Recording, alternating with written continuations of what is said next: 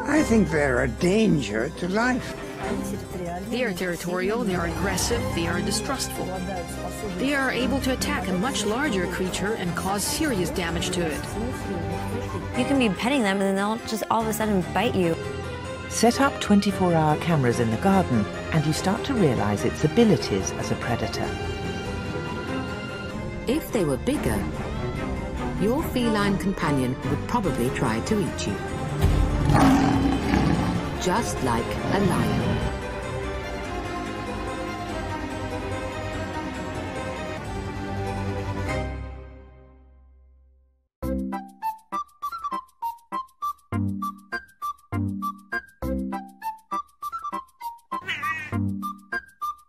Cats, loved by many but equally hated. Is the distaste deserved, or should people reconsider their severed connection to these furry fellas?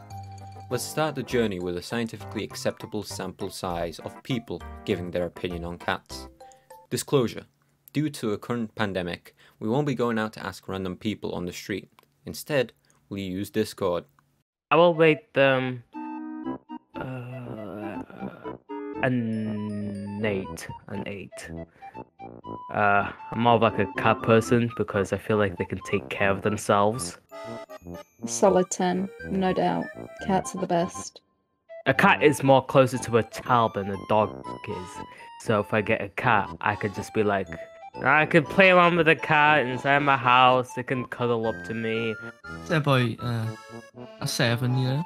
Stuff like that, but I don't have to do all the rigorous, taking it out for a walk, doing this and that, being all hyper with it. No, a cat's chill, so that's why I just like a cat.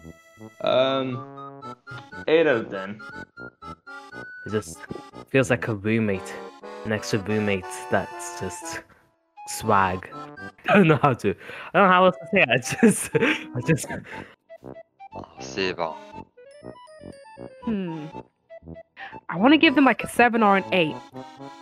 To me, the ultimate pet is something that can love you back just as nicely, but not be as hassle.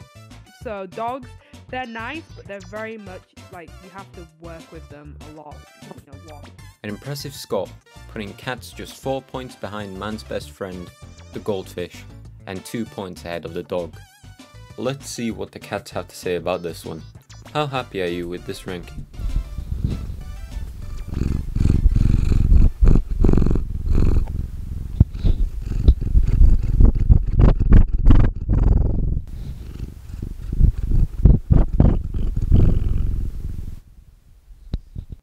But why do people have pets in the first place? Is it for a feeling of responsibility that allows them to grow their own skills?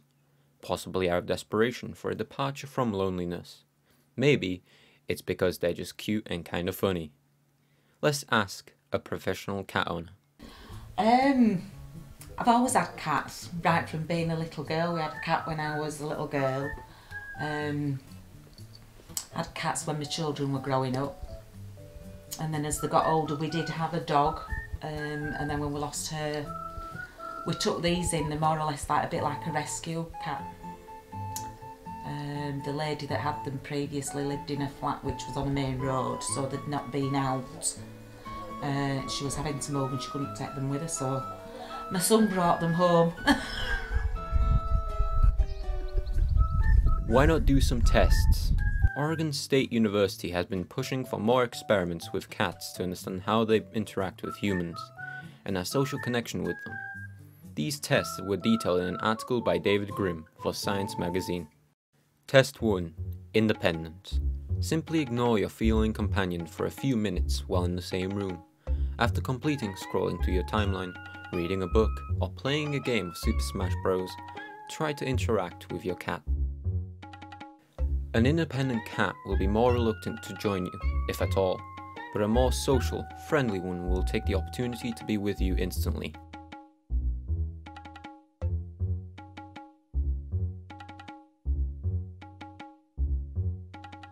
Test 2. Food or friend. Take some food, take yourself. Place both an equal distance from the cat. Whichever the cat goes to and hangs around is more important to it. You may want to do this multiple times, as the cat may just be hungry when you do the test. Test 3. Pointing. According to multiple studies done, cats do have a capacity to understand what we mean when we point at something. Apparently, this is not a feature on all cats.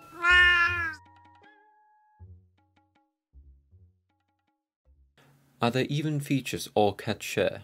Could they each have their own unique attributes? Surely boxes are a universal symbol of enjoyment for them. Oh, they love them. They think they're toys, they like to climb in and hide in them, which I think most cats do. I don't know if it's classed as being weird. Bella, the black one, we class her as being a bit of a snob. Obviously because they don't go out very often, they're more of an indoor cat. I have a litter tray. She insists the litter tray's got to be cleaned every time she uses it, otherwise she won't entertain it. I have to make sure the water is fresh and things like that, which is natural and you normally do anyway, but she can be quite snobby, where Nala is the opposite. She just don't care. They know, like, when I get up on a morning, it's feed time, cleaning out time and one thing and another, so they more or less just sit outside at dish and wait for the dish to get full and water to be changed and one thing and another. Night time is biscuit time, so as soon as pantry doors open on a night time, they know it's biscuit time and they come running. Sort of like routines, things like that. They like to go out, but they don't like to stay out normally. A bit like Nala. Nala will go, she don't mind being out, say, for like an hour or so. Bella's one of these, she'll go out for 10 minutes and then she's back on the doorstep meowing, wanting to come back in. So it's more or less a routine with that with her. If she does go out, I have to keep an eye out for the door to let her back in. I don't know, what other things really? I mean, normally if they've been out, they just flop down then and go to sleep. So, what are some notable traits of Arcadia? In the morning, she will sit and meow until she realizes she is allowed out of the kitchen.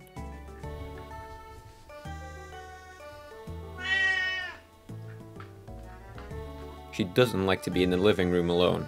If she realizes no one is there, she will meow while trying to find people.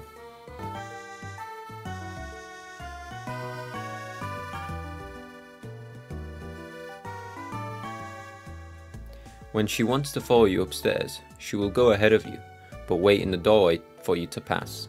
It's like she wants to make sure you're going upstairs, but it makes it difficult to pass through the door.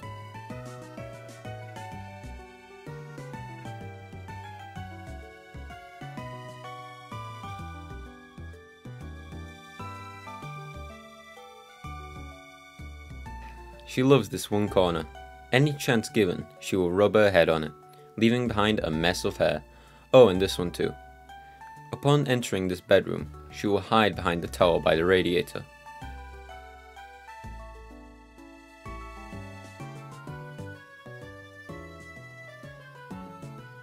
At night, she will wait to go to bed. Every time you enter the kitchen, she will follow, expecting to be left in the kitchen to go to sleep.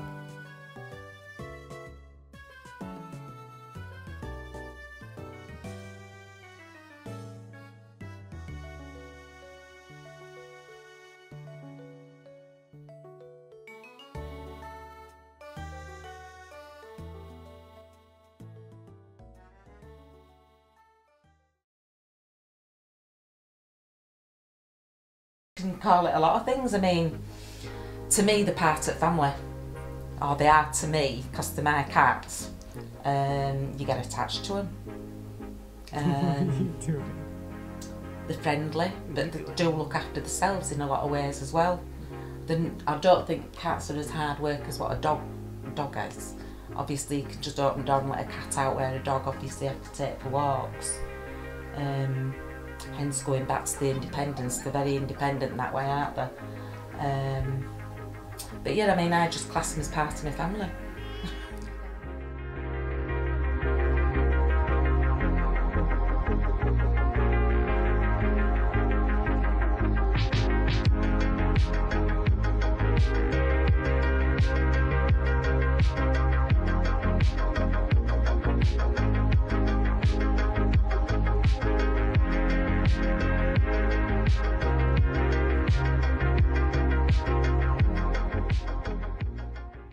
I thought he was lying to me that he was reviewing cats, but he's actually reviewing cats.